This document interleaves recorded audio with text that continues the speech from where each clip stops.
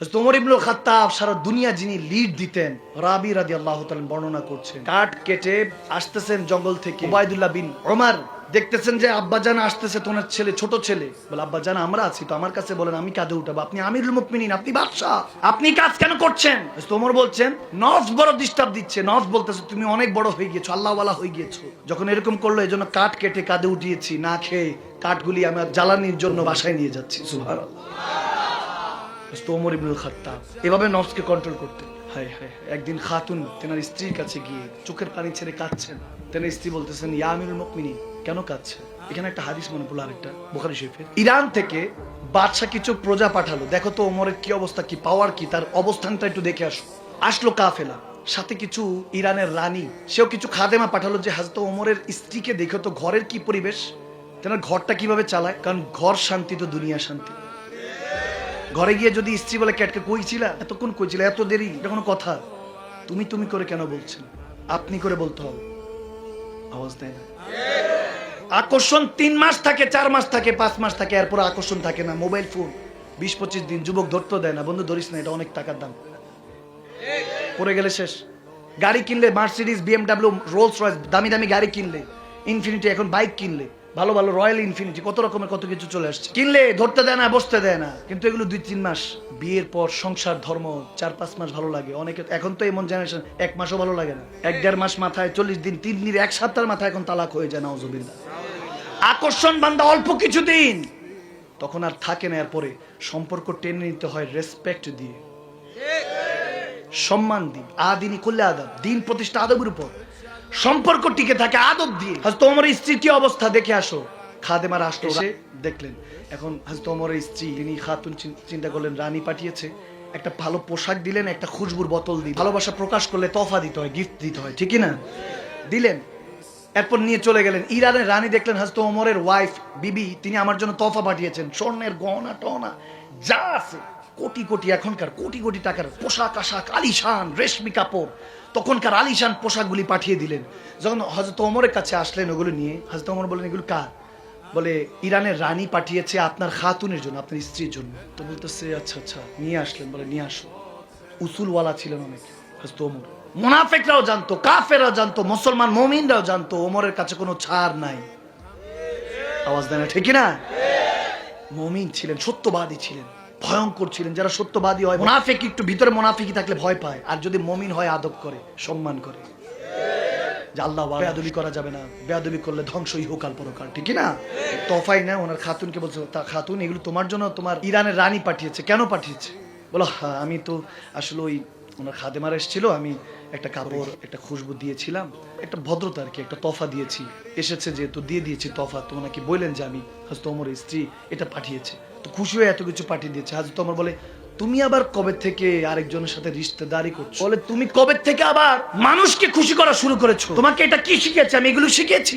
ওই বাচ্চা, ওই রানীর সাথে সুসম্পর্ক রেখে লাভ কি? যিনি আমার কবরও যাবে না, হাসরে কোনো কাজে আসবে না। আওয়াজ দেয় না, ঠিক না? বান্দাকে খুশি করা যাবে না, আমাদেরকে খুশি করতে হবে আমার মুস্তাফা জানের রহমত এবং আল্লাহকে। হ্যাঁ, ওটা তো ঠিক আছে। বলে, এগুলো সব এত কিছু বুঝি না, এত বাহানা চলবে না, এগুলো সব বলো যে আমি বাইতুল মালে দিয়ে দিয়েছি। বলে, মানি না মানি আপনি বলতেছেন, এখন তো দিতে এমনি হবে। মা বোনরা তো একটু এরকমই, ঠিক কিনা? মর্জির বাইরে গেলে বলে, আমার বিবি সাহেব হাতে না এরকম মাঝে মাঝে দেখা যায় একটু চাইলে। আমি বললাম, 3 মাস আগে দিছি তো, এখন কেন চাচ্ছেন? 3 মাস আগে দিয়েছেন। আমি বললাম, মনে আছে ওই হাদিস? ও আচ্ছা আচ্ছা, ঠিক আছে ঠিক আছে, কি আর করার, জানে মেজাজি মানুষ। ঘরের মধ্যে আমি একটু রাগটা বেশি রাখি, আপনদের সাথে রাগটা বেশি চলে, কারণ আপনরা বুঝবে। পরদের সাথে সবসময় মন খুলে কথা বলি, নরম তবিয়াতে কথা বলি, যাতে, কারণ পরটাকেও আপন বানাতে হবে, আপনটাকেও বাঁচাতে হবে, পরটাকেও বাঁচাতে হবে, ঠিক না? দিয়ে দিলেন, বাইতুল মালে দিয়ে দিলেন। একটা মিষ্টি খেতে চেয়েছে হযরত ওমর স্ত্রী ওনার কাছে। তখন আমিরুল মুমিনিন, তিনি পুরো জাহান লিড করেন, ওমর ইবনুল খাত্তাব। কোথাও যাওয়া লাগে না, নাম শুনলে থরথর করে মুনাফিকরা কাঁপে। সুবহানাল্লাহ। একটা মিষ্টি খেতে চেয়েছেন, ওনার স্ত্রী বলে, দিব, কিনছি কিনছি। 1 মাস, 2 মাস, 3 মাস, 8 মাস চলে গিয়েছে, কিনে দেয় না। টাকা হচ্ছে না, টাকা হচ্ছে না, বেতন হচ্ছে না, যেটা আসে আল্লাহর রাসূল পক্ষ থেকে হচ্ছে না। আল্লাহু আকবার। 8 মাস পরে তেনার খাতুন 8 দিরহাম ওনার হাতে দিলেন, যে এই 8 দিরহাম নেন, একটা মিষ্টি কিনে নিয়ে আসেন। তুমি টাকা পেলে কোথায়? বলো, যে বাজারের জন্য যেটা দিতেন ওখান থেকে 1 দিরহাম করে জমিয়েছি, আপনারই টাকা, হালাল টাকা, কোনো সমস্যা নেই। তিনি বললেন আচ্ছা ঠিক আছে। টাকাগুলি নিলেন, ঘর থেকে বেরোতে নাই, চোখ দিয়ে পানি পড়ছে টপ টপ করে। ইয়া আল্লাহ, তুমি তো আমাকে 1 টাকা হলো বেশি দিয়েছো, আমি তো ওটার যোগ্য না। কাঁদছেন, ভয় কাঁদছেন, আল্লাহর কাছে কি হিসাব দিব, কি হিসাব। বাইতুল মালে সাহাবাদের কাছে গিয়ে বলতেছে এটা নাও। বলে আমিরুল মুমিনিন এটা কি? না 8 দিরহাম নাও, আমার 1 দিরহাম স্যালারি কমাও, আমার 1 দিরহাম স্যালারি কমাও। তেনাদের কথা বলছি, যেনাদের ক্ষেত্রে আমার আল্লাহ বলতেছেন লাকাদ রাদিয়াল্লাহু আনিল মুমিনিনা ইয ইউবায়িনুকা তাহতা শাজারা। আর এইজন্য আবু বকর রাদিয়াল্লাহু তাআলা, হযরত ওমর রাদিয়াল্লাহু তাআলা, আল্লাহ বলতেছে আমি রাজি তেনাদের উপরে, কারণ তেনারা আল্লাহকে রাজি করার জন্য সমস্ত কিছু করেছে। আল্লাহর রেজামন্দি তালাশ করতেন, এখন আমরা বান্দার রেজামন্দি তালাশ করি। এজন্য বান্দা আপনাকে কেউ স্মরণও করবে না, খোদার ইজ্জতের কসম। সেই ওমরের কথা বলছি আমি, দিয়ে দিল 1 টাকা কমা, আমার খাতুনে এই মিষ্টির জন্য পাঠিয়েছে, আমি 1 টাকা বেশি নিচ্ছি, আমার আল্লাহ রাসূলের গোলামি করে কমিয়েছেন। ভাইরা আমার, সেই ওমর তেনার স্ত্রীর সামনে কাঁদছেন। বলে খাতুন, ওমর বুড়া হয়ে গিয়েছে না, 62 বছর চলে হযরত ওমরের। বলে 63 বছর আমার পেয়ারা নবী চলে গিয়েছেন, আর 2-1 বছর আছে, যাই না কতদিন হায়াত রেখেছে, দাড়ি পেকেছে, এখন আর উঠতে গেলে সোজা উঠতে পাই না, মাজা জোর পাই না, হাত লাগে, এখন বিছানায় শুলে অসুস্থতা বোধ হয়, ঘুম আসে না, এই পিঠ ওপিঠ হতে থাকে। খেয়াল শুধু কবরে গেলে নবীকে চেহারাটা দেখাতে হবে। 2 হাত দিয়ে আপনদেরকে দাফন করে রেখে এসেছি, ওই জায়গায় আবার যেতে হবে আমাকে, সময় শেষ। খাতুন আজকে কাঁদতেছি, তুমি জিজ্ঞেস করছো, বুখারী শরীফে হাদিস। খাতুন ওনার স্ত্রী বলছেন কেন কাঁদছেন আপনি? বলে কাঁদছি, মসজিদে নববী থেকে যখন বেরোচ্ছি সব সাহাবারা বলছে ওই দেখো ওমর ইবনুল খাত্তাব হেঁটে যায়, আমার নবীর সিংহ, আমার আল্লাহর যোদ্ধা, মুমিনদের ইমাম। আজকে যখন বারবার বলতেছে ওই দেখো, যাকে দেখলে শয়তানও তোয়াজ করে চলে, তিনি হেঁটে যাচ্ছে, বাহ বাহ মারহাবা জিন্দাবাদ দিচ্ছে, নারা দিচ্ছে। খাতুন তেনারা তো আমাকে তাসদিক করলো, আমাকে ক্ষমা করে আপন করে নিল। ভাবলাম ঘরের মধ্যে তো আমি হাল বেহাল করে রেখেছি, অনেক স্ট্রিক্ট ছিলাম, শক্ত ছিলাম, কঠিন ছিলাম, অনেক কিছু চেয়েছো, কখনো মিষ্টিও চেয়েছো, ওটাও কিনে দিতে পারি নাই। ভেবেছি এটার আজার দুনিয়া থেকে আলে না, দুনিয়া থেকে কি নিবো, আমরা তো আল্লাহ রাসূল থেকে নিবো। এই জন্য দুনিয়াতে যত পেরেছি কম খরচ করেছি। ওমর ইবনুল খাত্তাব কান্না করছে, খাতুন তুমি ক্ষমা করে দাও, তোমার কাছে ক্ষমা চেতে এসেছি। সন্তানের কাছে ক্ষমা চাচ্ছে। হযরত ওমর ইবনুল খাত্তাব ফারুক আজম, সত্য মিথ্যা পার্থক্য করনেওয়ালা, যেনাকে আল্লাহ লকব দিয়েছেন, তিনি সবার কাছে ক্ষমা চাচ্ছেন, আমাকে ক্ষমা করে দিস বাবা, তোর হক আদায় করতে পারি নাই। মাইকে বলছে, স্ত্রীকে বলছে, মা হাফসা যিনি আমার নবীর স্ত্রী, হযরত ওমরের সাহেবজাদি, তেনার কাছে বলছে মাগো আপনি তো আমার মেয়ে, আপনি তো এখন আমার মেয়ে না, আপনি আমার মা, আপনি আমার নবীর স্ত্রী, আপনিও ক্ষমা করে দেন, ঠিক মতো লালন পালন করে নেই। সবাই হাত ধুচ্ছে, আব্বা আপনি সবসময় হকের পথে ছিলেন, আপনি কি জন্য এইভাবে কাঁদছেন? কিন্তু ওনার খাতুন চোখের পানি ছেড়ে দিয়ে বলছে আমি মাফ করব না, আমি মাফ করব না।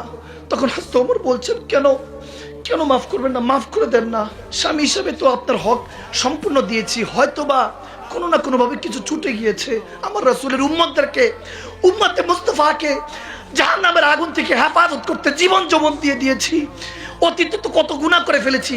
আমি ওমর ইবনুল খাত্তাব, আমার বাবা খাত্তাব যখন 7-8টা উট চড়াতে বলতেন যে এই 7-8টা উটকে লাইন করো, করতে পারতাম না, চাবুক মারতেন, আমার ঘরে কি হয়েছিস তুই?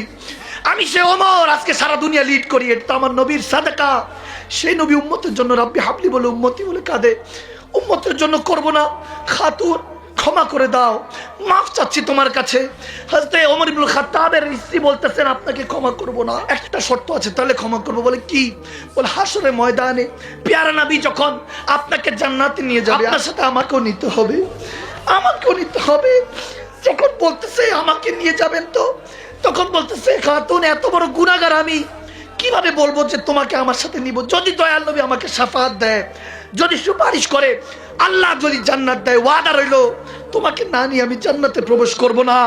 তখন খাতুন আর হযরতে ওমর এবং তেনার স্ত্রী একজন আরেকজনের হাত ধরে কাঁদছে, কাঁদছে কাঁদছে। একজন নেককার স্ত্রী বান্দার জন্য কত বড় নিয়ামত, আমার নবী বলেছেন জান্নাত থেকে কোনো অংশে কম নয়। একজন আরেকজন স্বামী স্ত্রী হাত ধরে কাঁদছে, দুজনে আল্লাহ রাসূলের সন্তুষ্টির জন্য জীবন পাড়ি দিয়ে দিয়েছেন, বৃদ্ধ অবস্থায় কাঁদছেন। ভালোবাসাটা কোন মাকামে চলে গিয়েছে আল্লাহ মালুম। দুজনে কাঁধের মধ্যে মাথা ফেলে কাঁদছেন। হাদিসের এই জায়গার মধ্যে পড়তে লাগলাম, তখন আস্তে করে খাতুন বলেন হুজুর আপনি তো আপনারটা চেয়ে নিয়েছেন, আমার টিকিটটা চাইতে পারি? বলে বলো। তখন বলতেছে হুজুর ইয়া আমিরুল মুমিনিন ওমর ইবনুল খাত্তাব, হে আমার নবীর দ্বিতীয় খলিফা, আজমতওয়ালা খলিফা, হে আমার আল্লাহর খাস বান্দা, হে আমার শানওয়ালা স্বামী, আপনার কাছে একটাই চাওয়া, মৃত্যুর আগ পর্যন্ত যতদিন আল্লাহ হায়াত রেখেছে এভাবেই আমার নবীর উম্মতের খেদমত করে যাবেন। আমি আপনার জন্য আছি। প্রশ্ন করেছিলেন আমার সন্তানদেরকে মানুষ করেছি, আপনার ভাত রান্না করেছি, আপনার খাবার রান্না করেছি, আপনার কাপড় ধুয়ে দিয়েছি, সব হুকুক আমি মাফ করে দিব। আমি আরো খেদমত করব, আপনার জন্য আরো বেশি খেদমত করব, যেহেতু আপনি ওয়াদা করেছেন। এই দিনের অপেক্ষা ছিলাম যে যেদিন হয়তোবা একটা সুযোগ আসবে আপনার কাছে চাওয়ার, এই দিন আজকে আল্লাহ আমাকে দিয়েছে। দোয়া করেন যাতে আমি মৃত্যুর আগ পর্যন্ত আপনার খেদমত করে যেতে পারি। আমি ঘরে আপনার খেদমত করব, আপনি বাইরে দুনিয়াতে আমার নবীর উম্মতের খেদমত করবেন, আমার নবীর গোলামি করবেন, আল্লাহকে রাজি করবেন। তখন হযরত ওমর ইবনে খাত্তাব চোখের পানি ছেড়ে বলে, ইয়া রাসূলুল্লাহ, আপনি বলেছেন ওমর, আল্লাহ রাসূলের জন্য যদি জীবন পার করিস, খোদার ইজ্জত কসম, ঘরও আবাদ হয়ে যাবে, দুনিয়া আবাদ হবে। শুধু সেখানেই শেষ নয়, দুনিয়া আখিরাত তুই মালামাল হয়ে যাবি। সাদাকতা ইয়া রাসূলুল্লাহ, আপনি সত্যই বলছিলেন। আর সেই নবীর উম্মত আমরা একজন আরেকজনকে কাটি, বকি, এটা করি সেটা করি, সময় শেষ। দুনিয়াদারিতে আমরা সময় শেষ করে ফেলেছি। আমাদের জামানা শেষ হতে চলেছে। প্রত্যেক দিন গাড়ি দিয়ে যাই, বাস দেখি, চলে গেল, আর জীবনে আর দেখা হবে না, কারোর সাথে কারো দেখা হবে না, কারোর সাথে কোনো সম্পর্ক নাই। কিন্তু খোদার ইজ্জতের কসম, আপনার আর আমাদের এই সবার সম্পর্ক একটা জাতে পাকের সাথে, যিনি লামাকানে গিয়ে আল্লাহর সাথে দেখা করেছেন, সেই নবীর হয়ে যাক। আমি চাই যতদিন হায়াত আছে খেদমত করব, জানি না কোন দিন চলে যাই, তারপর তো চলে যেতে হবে। এসেছি তো যাওয়ার জন্য, থাকার জন্য না। চলে যাব, কিন্তু জান্নাতে একসাথে থাকতে চাই, নবীর কদমে আল্লাহর জান্নাতে থাকতে চাই, যেখানে আহলে বায়াত থাকবে, আমাদের শেখ তরিকাতটা তেনার সাথে থাকতে চাই, সেই ইমামে হাসান হোসেন আওলাদদের সাথে, যেনারা কারবালার ময়দানে তীর খেয়েছেন আপনার আমার জন্য, তেনাদের সাথে থাকতে চাই। কতজন আসলো আর গেল, কিন্তু আমার নবীর, আমার হুজুরের ভালোবাসা বাবা আদমের থেকে শুরু হয়েছে, কিয়ামতের পরও থাকবে। সেই নবীর সাথে দুই হাত তুলে দিয়ে বলুন, জান্নাতে থাকতে রাজি আছে কি নাই? নিজেদেরকে পরিবর্তন করতে রাজি আছে কি নাই?